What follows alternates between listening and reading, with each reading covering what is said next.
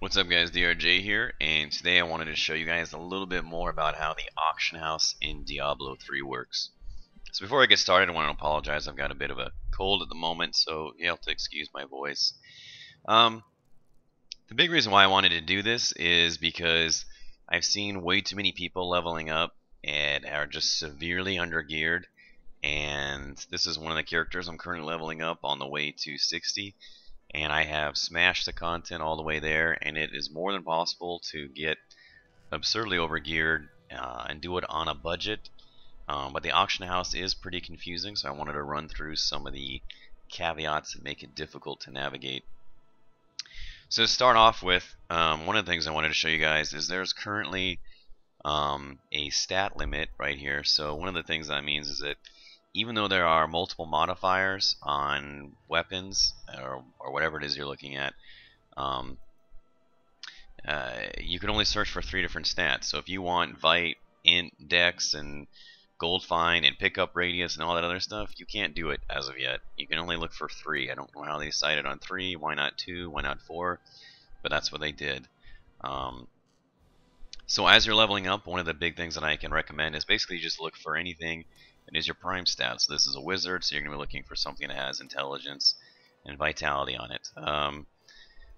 You need to do that. You plug those in, so then it brings up this. What you're going to notice too is that right off the bat, if you're looking for the highest DPS weapon, if you're searching for these stats, it's going to obviously limit your choices, lower the potential maximum DPS. Then you can go through here and categorize it appropriately. So you want to look for DPS, or if you want to change it to buyout. These don't work additively, I guess. They don't combine, so you can't organize it for DPS and then, while organized for DPS, then organize it according to buyout. It's one or the other. The minimum value over here is very valuable. It's kind of odd. So you can plug in, say, I don't know, I don't want to look at any items that don't have an intelligence value of anything less than 50. So one of the other caveats with that is that, I'm trying to find an example of it. I don't know if anything's going to pop up. So right now it's showing me anything that has an intelligence value of at least 50 and higher. Unfortunately, what happens is it also takes into account the runes at the bottom. So what you'll often see is that once you start jacking these up or putting multiple values here in the boxes, that you'll see pieces of equipment that have a variety of sockets and just have a bunch of runes socketed in them. People are doing this on purpose, unfortunately, in order to get their items listed on as many pages as possible, even though they're more or less useless. One of the other interesting things to note is that there are item level cutoffs. So let's see, I will look for a offhand and a source. So let's see here, I think I want to look for a source. So say I'm level 13. So one of the things I want to look for is a source, say item level 12 to 15. So nothing's popping up, so what the heck? Maybe it's because they don't have any of these stats on them, so I can take the stats off. Okay, well, it's still not popping up. So what I'm trying to show you here is that there are item level cutoffs. What this means is that there are very specific levels as to when items appear and when they don't. So then I can raise the item level range, say 12 to 16, they're still not finding them. Raise it to 17. Okay, so now as you just saw, I have a whole bunch of them that just popped up. So what this means is that when you're trying to gear out your character, unfortunately it means that you're not going to be able to go through every so many levels and just completely buy a brand new gear for that given level. You're going to have to buy gear basically for a variety of levels, plus or minus, 3 or 4 levels maybe. One of the other things to notice is that when you are trying to buy gear, actually I'll have to look for something that I'm currently using. So you can see that it pops up and it does this comparison, right? So it's going to show you the different statistics. But what it's not going to do, and this is a little unfortunate, is that when you're in game, if you mouse over a different item, it'll show you not only the different stats for the item you have equipped versus the item in your inventory, but it'll just show you the plus and minus damage, health, and all sorts of different stats like that. It currently does not do this in the auction house, so it can be really, really difficult. If you can see, so right now you can see that I'm using a two-hander. It can be really difficult to figure out the DPS value. Say if you're searching for a one-hander and an offhand, will that one-hander and that attack speed bonus and the offhand damage be enough to offset the potential DPS of your two-hander.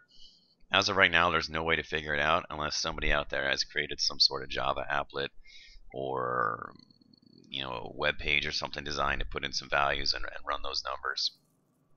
There's no way to figure that out as opposed to just equipping it, so it can be a little frustrating. You'll also notice that right here you have auction 8 out of 10, so there's only 10 auctions you can have going at any one time, which is a little odd. Completed, this keeps a log of it. These are your auctions that you currently have going. So it gives you 5 minutes to cancel an auction, and after that 5 minutes, it's up for the full allotted time, which is, I think, a day or two. So it's really strange. It limits you to, like I said, 10 auctions, so I can sell 3 more items at this time. And then once they're up, once you have that 5-minute window has passed, you cannot cancel them until they're done. So it's a little strange. It can be frustrating. You find good things that you want to sell, and anyway, you may or may not have room for them, so you can either send them around to other characters, which gets to be a little frustrating, or I guess buy more spaces in your stash. It's a little strange. The other thing that can be really annoying is, as you can see here, maybe I want to sell this, but I can't because it's not hasn't been repaired yet. It needs to be repaired at full durability. There's no way to repair it here, so you have to do that in game. But if you're vendoring off a whole bunch of items, or putting things in your stash or breaking them down, maybe you want to put it in your stash before you do that because you don't want to accidentally sell it. Well, if you do that, then you might forget to repair it. Then you can't sell it here, so that's really frustrating. Hopefully they figure out a way to fix something like that in the future, more of a quality of life thing. Also, as you can see, if you run out of room in your stash, there's no way to move anything around. I can't move any of this stuff. I can sell it, but I can't actually move it around if you're out of room in your stash. So I think a quality of life improvement that would be great if they completed that in the future. I'm trying to think of what else I need to mention here. There's a max buyout price, which is really handy too. In my opinion, especially leveling up on the way to 60, the majority of gear that I bought is around, honestly, I set it around for a 3,000 maximum buyout. See, I'm level 54 at the moment. Let's see what we can do. 54 to 50. There's all sorts of two-handers being sold right now for 3,000 gold. You're not going to get the best of the best, but because you're out leveling things so fast, you don't necessarily need the best of the best. And like I said, there's no excuse to not be using the auction house as you're leveling up. Your DPS and health should be, it should be far exceeding the criteria of what you're going up against as you're leveling up.